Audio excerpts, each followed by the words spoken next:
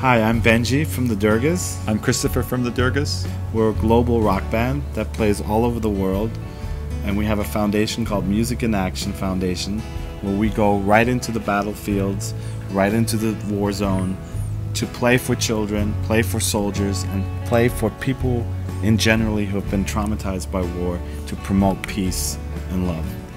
So my brother and I, we grew up in Africa, in West Africa. We're always around music. Music was the primary thing for us growing up, because we're always surrounded by African music, which inspired us to become musicians. And we soon, after leaving Africa, went to college in the States to continue with with our new band, the Durgas. And we chose that name for the primary reason, Durga being the goddess of justice. We just thought it was a perfect name for the transition that we made as a band, seeing all the injustice from all our travels and getting actually interested in using music to promote peace. Right. And we thought the Durgas was a perfect name for that. It actually started, we were invited to perform the first reconciliation concert in Kosovo, where they were like, we've tried so many ways to make peace between these two sides, and why not try music? And so we volunteered to go straight into Mitrovica, right on the bridge that separated Albanians and Serbs, and put on a stage, and we had 500 troops around us, and helicopters, sniper units all over us, and we just played strictly for peace. And it was, you know, the war has been over 10 years now, but the trauma caused by this war is tremendous. It's going on, and it's so embedded in people's minds and hearts that we still feel now. Even the series concerts we did this year in Kosovo were an incredible success, because just music, you know, is such a energy for hope. It doesn't choose sides. The message is clear. It hits the heart. Within 10 miles, when we were inside of Kosovo, we were witness to the aftermath of a suicide attack on a bridge that happened probably 4 hours before we crossed that bridge.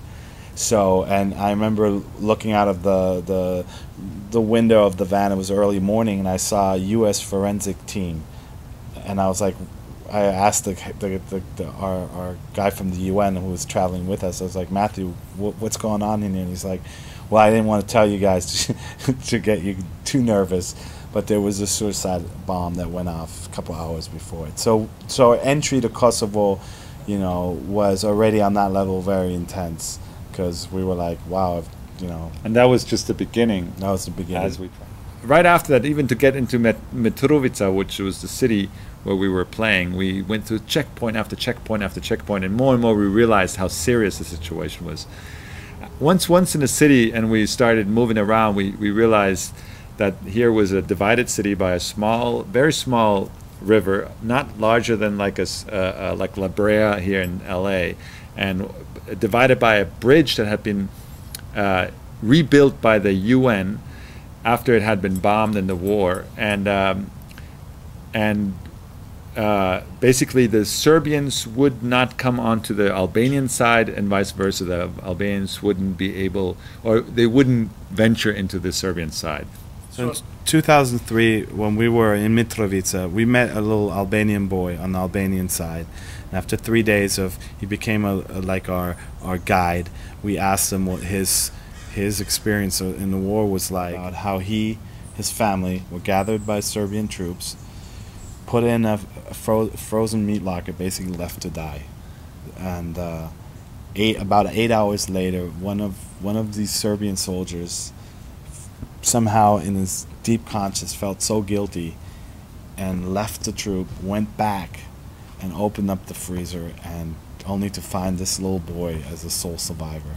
So basically, this kid was left, you know, on the streets, living on the Albanian side, his whole family wiped out. This was for us a true, deep this story, you know, also him being a young kid, just hit us hard. We were in a divided city. Now, we had the privilege of going back and forth, and you almost forgot. You know, within a couple of days, you got so used crossing this highly secured bridge. And he always asked us to check out his house on the Serbian side, because he, during the war and before the war, was living on the Serbian side. And that house now had been taken over by Serbs. And I asked him, I said, well, maybe after the war, you know, he goes, you know, I will spend my rest of my life, I will fight the revenge to the death of my family. And it was to us such a, you know, this such an experience to just see this hatred that war causes, and the whole revenge thing. And it's been exactly 10 years ago since the bombing of Kosovo, the Allied bombing of Kosovo. And there's such a sense of retaliation still in these people. They've lost, some of these people, like this little boy, lost their entire family. Their only mission on both sides. And they tell you their mission to live is to revenge. And so when they're asking you, who's living in my house, you find yourself in a very sensitive situation, because you don't want to shed face to some family and you don't know who this family is. Also the people who, like, if you live in on the Serbian side now, that as a Serbian family, you very much could have lost your house on the Albanian side that now has Albanians living. So they all have the same story, and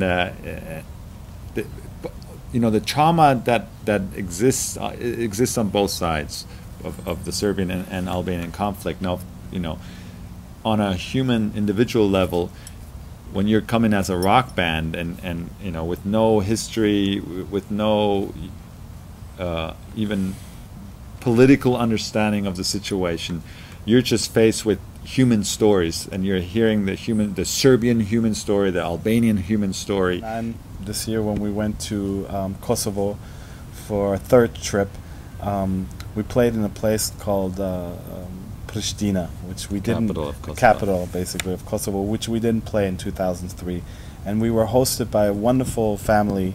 You know, they fed us, they put us up. It was, you know, all smiles, hospitality, and just incredible hospitality. Yeah. And on the last day, we felt there was, you know, a sense of grief energy floating around, and we asked, we said, is there something that happened? And they were like, well, this marks the 10th anniversary of our hostess mother's death. And basically what happened in the war, the girl that we were staying at, the house we were staying at, went out to go buy a pack of cigarettes, and when she came back, her mother and one of her sisters was point blank shot in the head by Serbs. And so you get reminded, you know, even though you're in a zone like that 10 years after the war, that the trauma that's still there is just, it's just unreal.